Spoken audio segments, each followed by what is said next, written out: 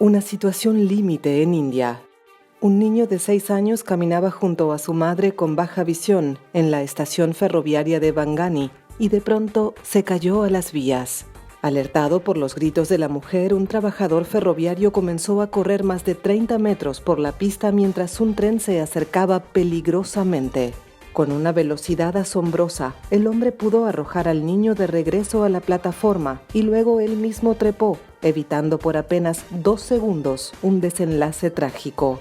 Las imágenes se han vuelto virales en las redes sociales y el improvisado rescatista Mayur Shelke ha sido aclamado como un superhéroe. El ministro de Ferrocarriles de India dijo que el funcionario de 30 años sería recompensado por motivar a la humanidad con su trabajo.